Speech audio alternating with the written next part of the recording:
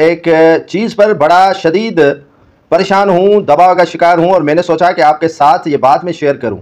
जो बात मेरे गले की हड्डी बन चुकी है, जो खटखटा रही है मेरे अंदर, वो बात मैं आपसे आज शेयर करना चाहता हूँ।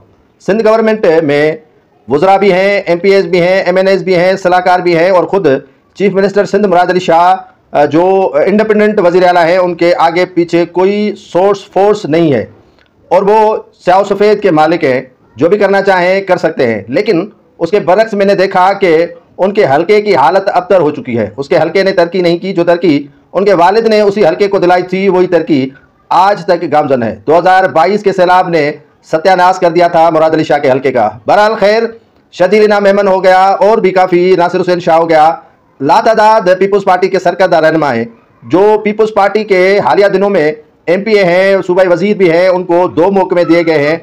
वो धड़ाधड़ काम कर रहे हैं, जिसका नाम है हाजी अली हसन जरदारी। हाजी अली हसन जरदारी की बल्ले बल्ले हो रही है, न सिर्फ मीरपुर साकरों में, घोड़ाबारी में, केटी बंदर में, ठट्टा सिजावल में, बल्कि सिंध भर में उसकी बल्ले बल्ले हो रही है।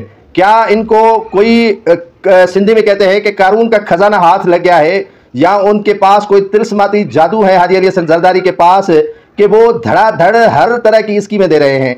आज मैंने देखा कि वो घोड़ाबारी, केटी बंदर, शाह बंदर और काफ़ी ऐसे इलाके हैं जहाँ पर और भी एमपीए आए। वहाँ पर अलमिया यह है कि हाजी अली हसन जरदारी को अभी तक गैर मकामी समझ रहे हैं।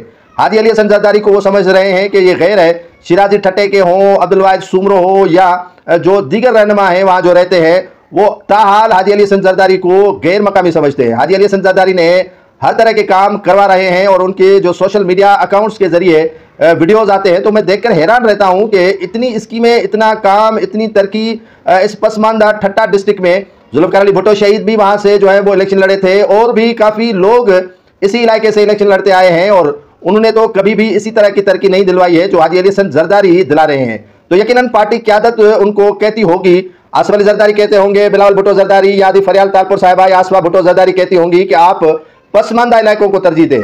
पसमानदा इलाकों में ठुल हो गया, जैकबाबाद डिस्ट्रिक्ट हो गया और भी काफ़ी ऐसे अजला हैं। ठट्टा के अलावा सिंध भर में उन्हें शायद कोई पैकेज भी पार्टी क़यादत की जानिब से दिया गया है और ये भी उन्हें टास्क दिया गया है कि आप हर ज़िले में जाएं और वहाँ जो तरक्याती काम नहीं हुए हैं या जो सड़कों का उन्होंने जाल बिछाया है, ड्रेनेज, सड़कें और भी काफ़ी ठट्टा डिस्ट्रिक्ट के अंदर जेल की तामीरात, काफ़ी लातादाद स्कीमें जो है वो न सिर्फ ठट्टा की बल्कि और भी अजला में पार्टी क़यादत जो पीपल्स पार्टी की है वो उनके ज़रिए करवाना चाहती है या करवा रही है। तो मैं यकीन माने कि इस गुमान में रहता हूं कि उनके पास कोई तिलस्माती जादू है या उनके पास खुफिया कोई खजाना है जिसके ज़रिए से वो फंड बेदरगी के साथ इस्तेमाल कर रहे हैं। दूसरों को भी फंड मिल रहे हैं, लेकिन पता नहीं वो कहाँ इस्तेमाल हो रहे हैं। लेकिन हाजी अली हसन जरदारी जहाँ इस्तेमाल कर रहे हैं वहाँ पर मालूम होता है कि वो फंड वाकई सिंध गवर्नमेंट के हैं और अमानत समझ कर इस्तेमाल कर रहे हैं। तो इसको अप्रिशिएट करना चाहिए कि वो वाकईतन सिंध में काम कर रहे हैं।